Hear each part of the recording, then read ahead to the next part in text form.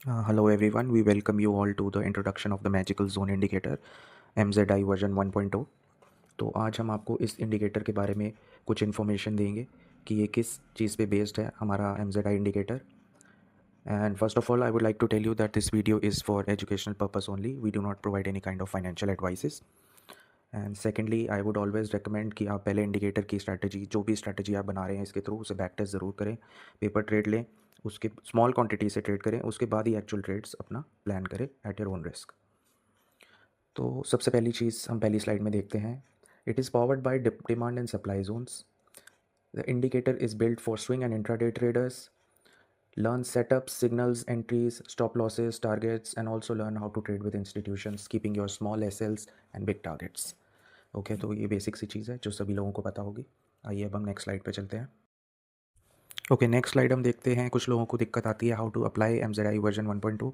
Telegram पे अक्सर लोग पूछते हैं कि इंडिकेटर को अप्लाई कहाँ से करना है। तो एक बहुत बेसिक सी चीज़ है, एक बार इसे जल्दी से देख लेते हैं। आप अपना ट्रेडिंग व्यू का चार्ट खोलेंगे, उधर इंडिकेटर्स में जाएंगे, उसमें इनवाइट ओनली स्क्रिप्ट्स मिलेगी। जब आप हमसे एक्सेस रिक्वेस्ट करेंगे और हम आपको एक्सेस ग्रांट करेंगे तो इनवाइट ओनली स्क्रिप्ट्स के अंदर आपके पास हमारा इंडिकेटर शो करने लगेगा MZI वर्जन 1.0। आपको इसको क्लिक करना है और इंडिकेटर आपके चार्ट पे अप्लाई हो जाएगा। अगर आपके चार्ट पे अप्लाई नहीं होता या आपको कुछ भी नहीं दिखता तो एक बार लॉग आउट करके लॉगिन दोबारा करें ट्रेडिंग व्यू में, और ये मेक श्योर करें कि 2 इंडिकेटर से ज़्यादा आपके चार्ट पे ऑलरेडी लगे ना हो, क्योंकि ट्रेडिंग व्यू का जो फ्री अकाउंट है वो आपको 2 इंडिकेटर से ज़्यादा लगाने की परमिशन नहीं देता अगर आप फ्री अकाउंट पे हैं तो। और पेड है तो फिर उसके में डिपेंडिंग अपॉन योर प्लान आप लगा सकते हैं इसे। चलिए अब आते हैं what is a demand zone. Demand zone मेरे हिसाब से सभी लोगों को पता होगा। Price area where buyers were stronger than sellers, big orders absorbed available supply, it acts like a support pocket often followed by a sharp move up. तो जब जब प्राइस इन डिमांड जोन्स पे आता है there is a high probability of the price bouncing from these demand zones. Okay, तो MZI आपके लिए 2 demand Jones plot करता है और 2 सप्लाई जोन्स प्लॉट करता है at the start of the day. जैसे ही दिन स्टार्ट होता है आपके 2 डिमांड जोन्स बन जाएंगे, 2 सप्लाई जोन्स बन जाएंगे, और ये जोन्स जो है नॉन रिपेंटिंग रहेंगे, मतलब कि इनकी लेवल्स चेंज नहीं होंगे through out the day. Okay, तो प्राइस जब जब आपके पास डिमांड जोन पे आएगा आपको वहाँ कोई पॉजिटिव प्राइस एक्शन ढूंढना है और अपने लॉन्ग ट्रेड्स एंटर कर देने हैं अगर आप लॉन्ग करते हैं तो। और SL जो रहेगा वो डिमांड जोन के बॉटम के नीचे रहेगा, मतलब जहाँ जो बॉटम एज होगी डिमांड जोन की, लेट्स से डिमांड जोन 1 से आप प्लान कर रहे हैं तो 1 के बॉटम एज के नीचे थोड़ा सा आपका SL रहेगा। ओके, और अगर ये डिमांड जोन टूट जाता है किसी नेगेटिव प्राइस एक्शन से या कोई बड़ी कैंडल इस डिमांड जोन के नीचे बन जाती है तो फिर ये डिमांड जोन जो है it will act like a resistance zone. Okay, चलिए अब आते हैं हम सप्लाई जोन पे। सप्लाई जोन क्या है? Price area where sellers dominate, large sell orders pushed price down. Supply zone acts like a resistance pocket often followed by a sharp move down. तो MZI आपके लिए 2 सप्लाई जोन्स भी plot करेगा, supply 1 और supply 2। और जैसे ही price in पे जाएगा आप चार्ट्स पे देखेंगे there is a high probability of the price rejecting from these supply Jones.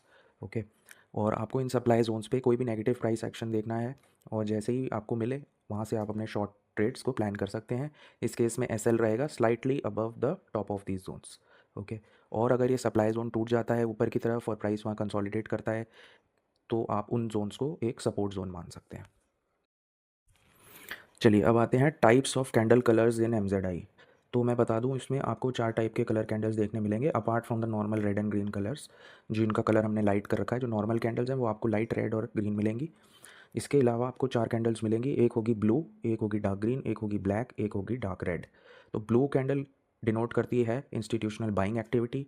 Dark green candles भी हैवी बाइंग डिनोट करती हैं, बट उनकी स्ट्रेंथ ब्लू कैंडल से थोड़ी कम रहती है, लेकिन नॉर्मल ग्रीन कैंडल से उनकी स्ट्रेंथ काफ़ी ज़्यादा रहेगी। ब्लैक कैंडल्स जो हैं दे डिनोट इंस्टीट्यूशनल सेलिंग एक्टिविटी, और डार्क रेड कैंडल्स जो हैं उनकी स्ट्रेंथ जो है ब्लैक से थोड़ी कम है लेकिन नॉर्मल रेड कैंडल से ज़्यादा रहेंगी।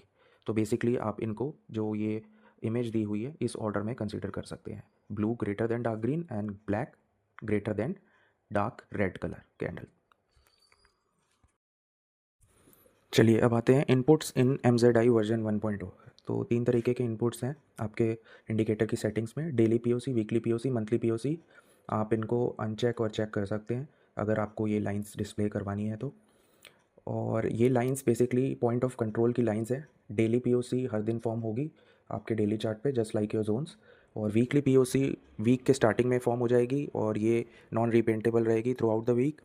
और सिमिलरली मंथली POC स्टार्ट हो जाएगी आपके मंथ के स्टार्टिंग में और फिक्स्ड रहेगी थ्रू आउट दैट मंथ। फिर नेक्स्ट POC नेक्स्ट मंथ में बनेगी।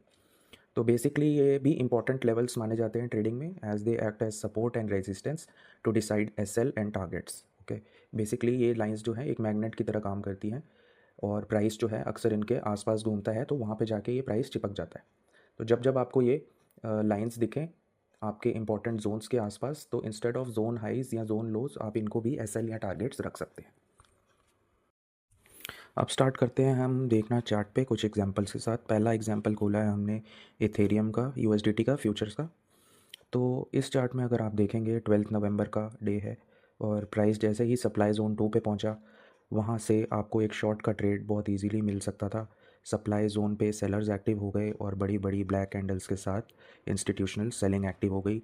यहाँ पे जो आपका एसएल रहना था वो बजाय कि सप्लाई जोन के टॉप के ऊपर रहता, जब उसके पिछले दिन का सप्लाई जोन 1 था उसके बेस के अराउंड आपको अपना एसएल रखना था। एसएल थोड़ा सा बचा के चलना होता है क्योंकि कई बार एसएल हंटिंग भी होती है जोन्स के ऊपर। और बहुत परफेक्टली आपको सप्लाई जोन 2 से सीधा डिमांड जोन 1 तक का ट्रेड मिल गया। डिमांड जोन 1 पे जैसे ही प्राइस आया वहाँ पर आकर सेलिंग रुक गई और बाइंग स्टार्ट हो गई। ओके, तो अगर आप बाय करना चाहते हैं डिमांड जोन 1 पे, तो डिमांड जोन 1 से बॉटम की एज के नीचे आप अपना एसएल लगा के चल सकते हैं। और डिमांड जोन से सीधा प्राइस किया सप्लाई जोन, वापस नीचे रिटेस्ट किया और उसके बाद फिर से प्राइस ऊपर जाने लग गया। अगर आप इसको ध्यान से देखेंगे तो ब्लू कैंडल्स की फॉर्मेशन भी हुई है नीचे। ओके, और फिर से उसने टारगेट दिया नेक्स्ट डे में, जो कि सप्लाई जोन 2 का टारगेट था। तो इस तरीके से आप वर्क कर सकते हैं। मैं ये नहीं कहता कि आपको सारे ट्रेड्स जोन टू जोन ही मिलेंगे, कई बार बीच में आके ट्रेड हो सकता है ये सप्लाई 2 से सप्लाई 1 तक का ही टारगेट देता, बट आपको इससे काफ़ी अच्छे टारगेट्स मिल जाएंगे और एसएल जो है आपके वो छोटे रहेंगे। मेजर चीज़ वो है कि आपके लॉसेस कम रहे और प्रॉफिट्स में आप एसएल को ट्रेल करते रहें। चलिए नेक्स्ट एग्जांपल है एग्जांपल 2, बीटीसी का फ्यूचर्स का चार्ट है। इसमें फोर्थ को डिमांड जोन पे प्राइस आया, जैसे ही सेलिंग ख़त्म हुई एक ब्लू कैंडल बनी है और उसके बाद वो ब्लू कैंडल जो है जाके आपका डिमांड जोन के नीचे का एसएल खा जाती है। जैसे ही एसएल खाती है उसके बाद प्राइस हल्का सा फिर ऊपर जाता है, लेकिन वापस प्राइस डिमांड जोन को तोड़ता हुआ नीचे की साइड आ जाता है। जैसे ही डिमांड जोन टूटता है आप एक सेल साइड का ट्रेड प्लान कर सकते हैं with SL above the swing of just above the demand zone swing. तो स्विंग जो भी बना है डिमांड जोन के ऊपर आप उधर एसएल रख सकते हैं और एक सेल साइड का ट्रेड प्लान करते एक बहुत ही अच्छा सेल साइड का ट्रेड मिला, जो कि नेक्स्ट डे के डिमांड जोन 2 पे आके ख़त्म हुआ। ओके, वहाँ से फिर से बाइंग आई रीटेस्टिंग के बाद और सीधा प्राइस जाके सप्लाई जोन 2 तक का, पहले 1 तक का ट्रेड दिया, 1 के नीचे कंसोलिडेट किया, फिर से सप्लाई जोन 1 को ब्रेक किया ऊपर की तरफ और सीधा टारगेट दिया सप्लाई जोन 2 का। अब सप्लाई जोन 2 से सेलिंग फिर से स्टार्ट हुई, रिजेक्शंस मिली और नेक्स्ट डे के डिमांड जोन पे प्राइस गया। फिर से प्राइस ऊपर गया लेकिन उसको ब्रेक नहीं कर पाया, वापस रीटेस्टिंग के बाद वापस उसने डिमांड जोन तोड़ दिया, डिमांड जोन 1 तोड़ दिया। अगले दिन का टारगेट 6 का टारगेट फिर से मिला डिमांड जोन 2 का। उसके बाद प्राइस ने फिर ऊपर जाने की कोशिश करी, नेक्स्ट डे के सप्लाई 1 तक गया 7th को और फिर से सप्लाई 1 से रिजेक्ट होके डिमांड जोन 1 पर आ गया। तो इस तरीके से आप वर्क कर सकते हैं between supply and demand zones. Zone के ऊपर आपके एसएल रहने चाहिए, इतना ध्यान रखिएगा बस। एजेस के ऊपर हल्का सा ऊपर आपके एसएल रहने चाहिए। थर्ड एग्जांपल पे आते हैं, जो कि इंडियन मार्केट का टीसीएस का स्टॉक है। इसमें आपकी एक 12th को बड़ी ब्लू कैंडल बनी, उसके बाद प्राइस सप्लाई जोन पे आया, सप्लाई जोन से रिजेक्शन मिली, प्राइस ने 2 कैंडल नीचे बनाई। अगर आप इस साइड पे शॉर्ट का प्लान करते तो आपका एसएल रहता सप्लाई जोन 2 के ऊपर, वो एसएल आपका हिट कर जाता। उसके बाद प्राइस ने सप्लाई जोन 2 को अपना सपोर्ट बनाया, वहाँ से प्राइस ने रीटेस्ट करा सपोर्ट जोन पे सप्लाई जोन पे और प्राइस ऊपर की तरफ जाता गया। उसके बाद हम जाते हैं 13th को क्या हुआ कि प्राइस डिमांड जोन के नीचे चला गया। पहले कैंडल में ही प्राइस ने ऊपर जाने की कोशिश करी बट कोई भी पॉजिटिव कैंडल नहीं बनाई डिमांड जोन 1 के ऊपर। फिर से प्राइस नीचे आया, फिर से कैंडल नहीं बनी। तीसरी बार प्राइस ऊपर गया बट तीसरी बार भी कैंडल डिमांड जोन के ऊपर क्लोज नहीं हुई। उसके बदले कैंडल एक ब्लैक कैंडल डिमांड जोन को तोड़ती हुई नीचे जा रही थी। तो इस पॉइंट पे आप सेल प्लान कर सकते हैं और एसएल रहेगा आपका जो स्विंग है डिमांड जोन 1 के ऊपर का, जहाँ जहाँ कैंडल्स ने टॉप टच किया उसके हल्का सा ऊपर एसएल रहता और नीचे आपको टारगेट मिला सीधा डिमांड जोन 2 का। नेक्स्ट एग्जांपल है हमारा बैंक निफ्टी फ्यूचर्स का चार्ट। तो 6th को बैंक निफ्टी पहली कैंडल में खुलते ही 5 मिनट्स की कैंडल सीधा टच करती है आपके डेली पीओसी को और डेली पीओसी के जस्ट ऊपर वीकली पीओसी है और सप्लाई जोन भी है, तो प्राइस यहाँ से रिजेक्ट करता है दो बड़ी बड़ी ब्लैक कैंडल्स के साथ। ब्लैक कैंडल्स आके आप प्राइस को डिमांड जोन पर ले आती हैं, जहाँ से प्राइस बाउंस होता है। उसके बाद तीन रेड कैंडल्स बना के प्राइस डिमांड जोन को ब्रेक कर देता है। जब ये डिमांड जोन ब्रेक हो जाता है, उसके बाद डिमांड जोन की रीटेस्टिंग होती है, वहाँ से आप शॉर्ट कर सकते हैं प्राइस को, और प्राइस नीचे आ जाता है डिमांड जोन 2 के पास। उसके बाद प्राइस सारा दिन डिमांड जोन 1 के नीचे ही रहा, 2 के ऊपर रहा। 7th को प्राइस खुलता है डिमांड जोन और सप्लाई जोन के बीच, बट 5-5 मिनट की दो बड़ी बड़ी ब्लैक कैंडल्स प्राइस को ले आती हैं डिमांड जोन 2 पर। वहाँ से बाउंस आता है प्राइस में, प्राइस चला जाता है डिमांड जोन 1 पर, वहाँ से फिर से रिजेक्ट होता है प्राइस, और आ जाता है प्राइस दोबारा डिमांड जोन 2 की रीटेस्टिंग करने। और रीटेस्ट करते ही वहाँ से एक पॉजिटिव प्राइस एक्शन बनाते हुए प्राइस सीधा डिमांड जोन 1 को क्रॉस करता हुआ, सप्लाई जोन 1 को क्रॉस करता हुआ सप्लाई जोन 2 के आसपास पहुंचता है, जहां की आपका टारगेट मिल जाता है वीकली पीओसी के पास, जहां से वो रेजिस्टेंस मिलता है प्राइस को। उसके बाद 10th को अगेन प्राइस खुलता है सप्लाई जोन और डिमांड जोन के बीच में, और पूरा दिन कंसोलिडेट करता रहता है सप्लाई जोन 1 पर। चलिए अब हम आते हैं अपने नेक्स्ट एग्जांपल पे, जो कि है रिपल का XRP USDT का। आप देखेंगे 11th को, ये 15 मिनट का चार्ट है। प्राइस सप्लाई जोन से रिजेक्ट हुआ, वापस उसने रीटेस्ट किया सप्लाई जोन को, और सीधा वहाँ से एक बहुत बड़ी गिरावट आई सीधा डिमांड जोन 2 तक की। उसके बाद नेक्स्ट डे का प्राइस डिमांड जोन 1 के पास आके बाउंस लेता है और अपना टारगेट देता है सप्लाई जोन 1 पे, जहाँ पे डेली पीओसी थी। डेली पीओसी को रीटेस्ट किया और रिजेक्ट होके सीधा प्राइस डिमांड जोन 1 पे गिर गया।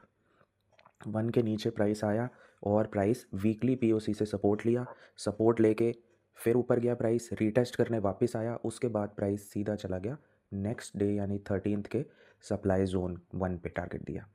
सप्लाई जोन 1 को उसने ऊपर की साइड ब्रेक किया और सप्लाई जोन 2 का टारगेट दिया सीधा।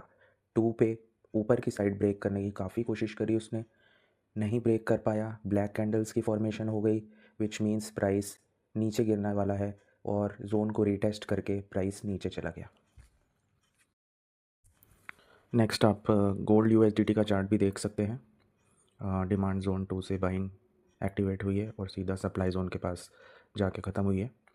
और सप्लाई जोन पे बेसिकली सेलिंग के लिए आपको प्राइस एक्शन तो देखना ही है, और अगर ब्लैक कैंडल की फॉर्मेशन हो जाती है तो साथ में आपको ये कंफर्मेशन मिल जाती है। प्लस दूसरी चीज़ आप ये देख सकते हैं, अगर ब्लू कैंडल्स जाके सप्लाई जोन में बन रही हैं और ख़त्म हो रही हैं वहाँ पे कैंडल्स, इसका मतलब है बायर्स जो हैं वहाँ पर ट्रैप हो रहे हैं।